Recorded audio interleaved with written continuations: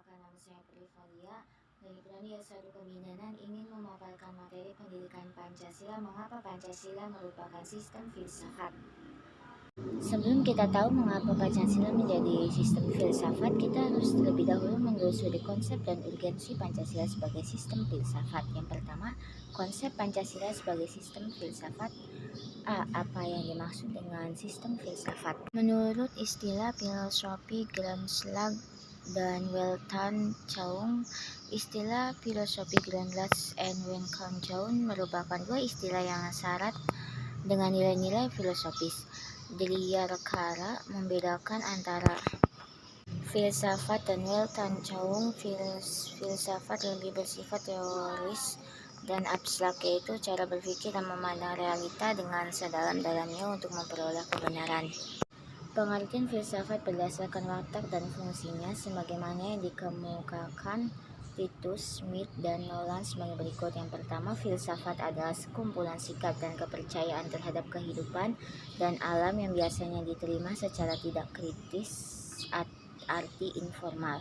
Yang kedua, filsafat adalah suatu proses kritik atau pemikiran terhadap kepercayaan dan sikap yang sangat dijunjung tinggi, arti formal. Filsafat adalah usaha yang mendapatkan gambaran keseluruhan atau arti komprehensif. Yang keempat adalah filsafat adalah analisis logis dari bahasa serta penjelasan tentang arti kata dan konsep, arti analis linguistik. Yang kelima adalah filsafat adalah sekumpulan problematika yang langsung mendapat perhatian manusia dan dicarinya jawabannya oleh ahli-ahli filsafat, arti aktual fundamental. Noel Beckley menjelaskan bahwa Pancasila sebagai sistem filsafat merupakan hasil perenungan yang mendalam dari para tokoh penegasan Indonesia. Hasil perenungan itu semula dimaksudnya untuk merumuskan dasar negara yang akan mendarat. Selain itu, hasil perenungan tersebut merupakan suatu sistem filsafat karena telah memenuhi ciri-ciri berpikir kefilsafatan. Beberapa diri berpikir kefilsafatan meliputi: yang pertama, sistem filsafat harus bersifat koheren. Yang kedua, sistem filsafat harus bersifat menyeluruh. Yang ketiga, sistem filsafat harus bersifat mendasar. Yang keempat, sistem filsafat harus bersifat spekulatif.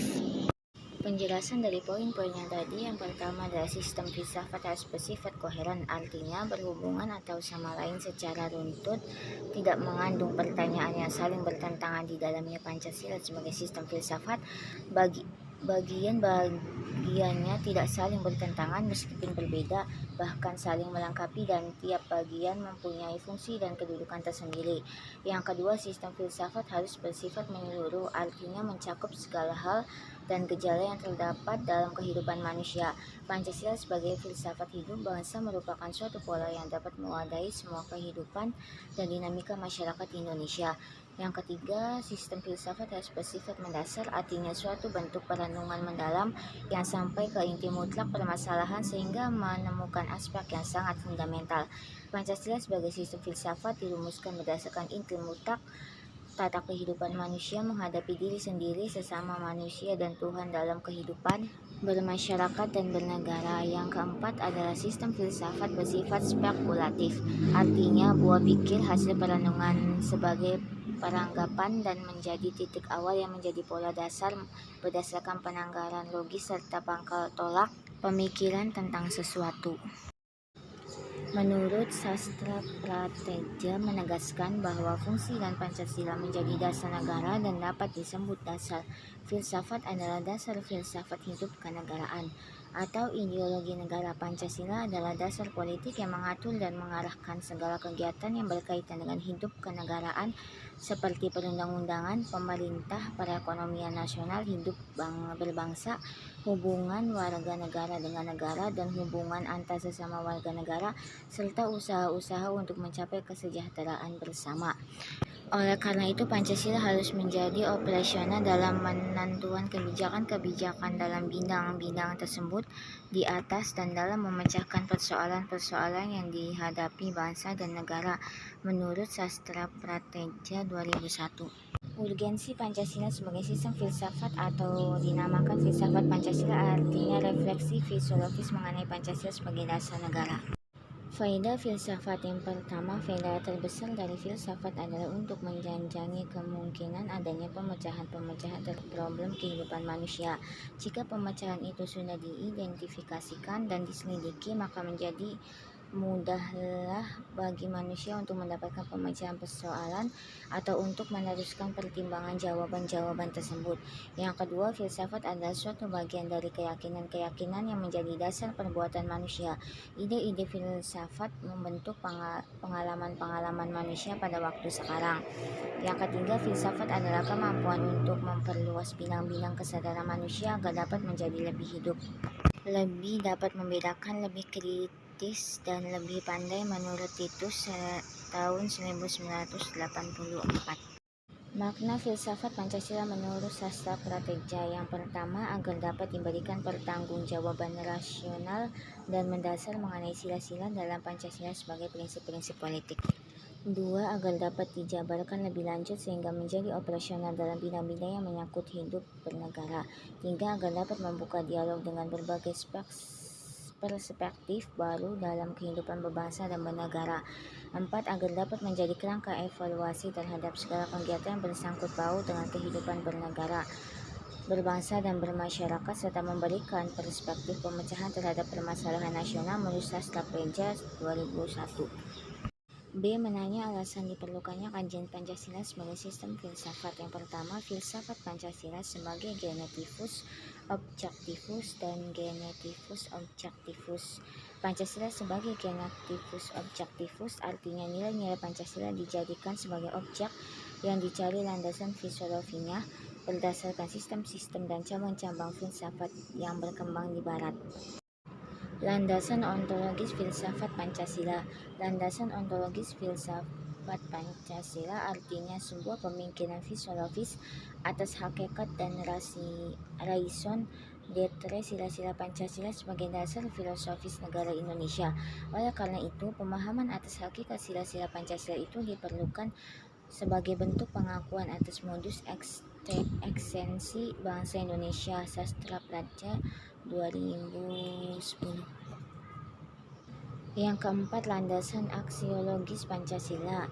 Littlejohn and Foss mengatakan bahwa aksiologis merupakan cabang filosofis yang berhubungan dengan penelitian tentang nilai-nilai salah satu masalah penting. Dalam aksiologis yang ditenggara Littlejohn and Foss yaitu dapatkah teori bebas dari nilai. Littlejohn and Foss 2008. Landasan aksiologis Pancasila artinya nilai atau kualitas yang terkandung dalam sila-sila Pancasila. Sila pertama mengandung kualitas monoteus, spiritual, kekudusan, dan sakral. Sila kemanusiaan mengandung nilai martabat, harga diri, kebebasan, dan tanggung jawab. Sila persatuan mengandung nilai solidaritas dan kesetiakawanan. Sila keempat mengandung nilai demokrasi, musyawarah, mufakat, dan berjiwa besar. Sila keadilan mengandung nilai kepedulian dan gotong royong. Yang kedua, tantangan Pancasila sebagai sistem filsafat. Beberapa bentuk tantangan terhadap Pancasila sebagai sistem filsafat muncul dalam bentuk-bentuk sebagai berikut. Yang pertama, kapitalisme, yaitu aliran yang meyakini bahwa kebebasan individual pemilik modal untuk mengembangkan usahanya dalam rangka meraih keuntungan sebesar-besarnya merupakan upaya untuk menyejahterakan masyarakat. Salah satu bentuk tantangan. C. Menggali sumber historis, sosiologis, politis tentang Pancasila sebagai sistem filsafat.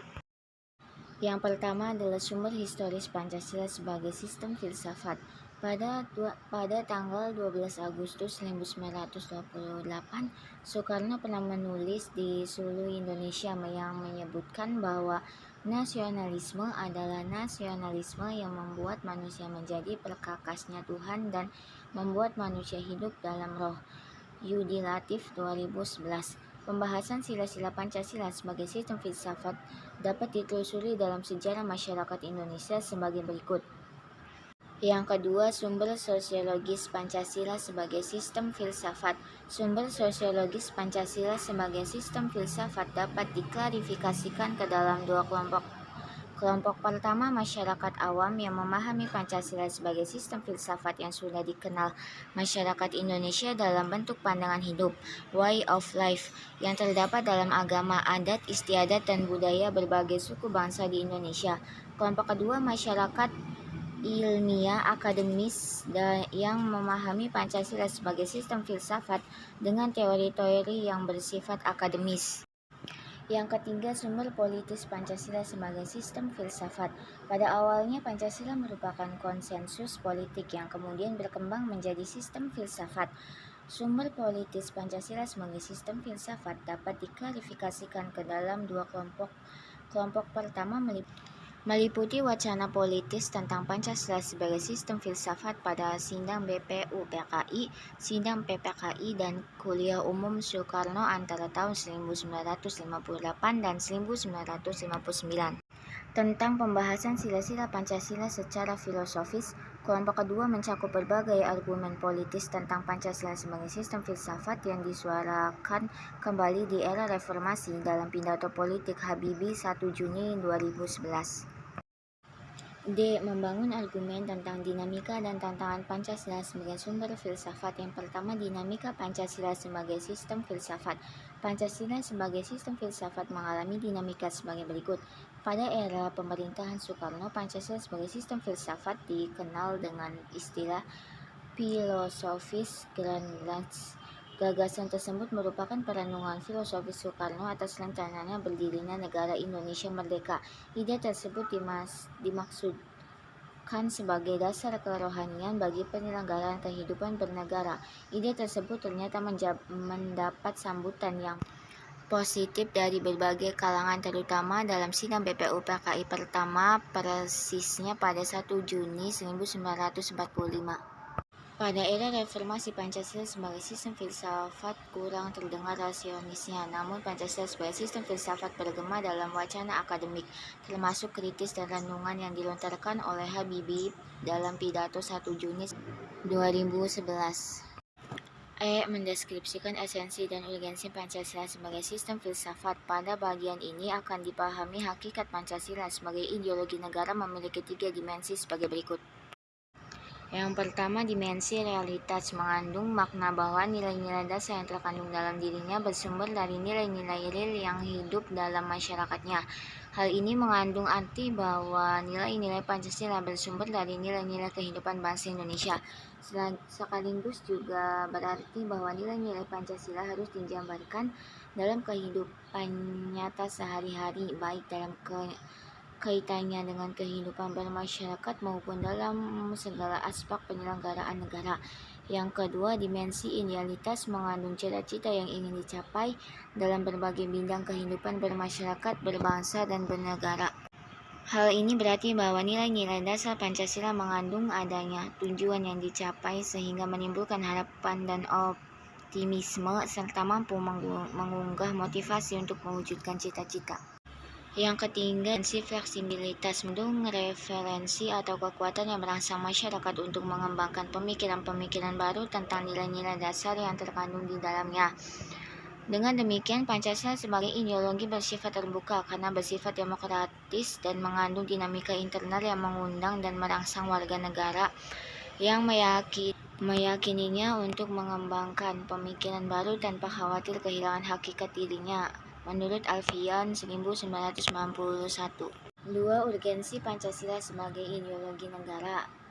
Ada beberapa peran konkret Pancasila sebagai ideologi meliputi hal-hal sebagai berikut. Yang pertama, ideologi negara sebagai panutan warga negara. Ideologi negara sebagai penuntun warga negara artinya setiap perilaku warga negara harus didasarkan pada preskripsi moral. Contohnya kasus narkoba yang merebak di kalangan generasi muda menunjukkan bahwa preskripsi moral ideologis belum disadari kehadirannya. Oleh karena itu, diperlukan norma-norma penuntun yang lebih jelas baik dalam bentuk persuasif, imbauan maupun penjabaran nilai-nilai Pancasila ke dalam produk hukum yang memberikan rambu yang jelas dan hukuman yang setimpal bagi pelanggarnya. Yang kedua, ideologi negara sebagai penolakan terhadap nilai-nilai yang tidak sesuai dengan sila-sila Pancasila. Contohnya kasus terorisme yang terjadi dalam bentuk pemaksaan kehendak melalui kekerasan. Hal ini bertentangan nilai toleransi keyakinan, hak-hak asasi manusia, dan semangat persatuan. Terima kasih, sekian penyampaian materi dari saya. Kurang lebihnya mohon maaf. Wassalamualaikum warahmatullahi wabarakatuh.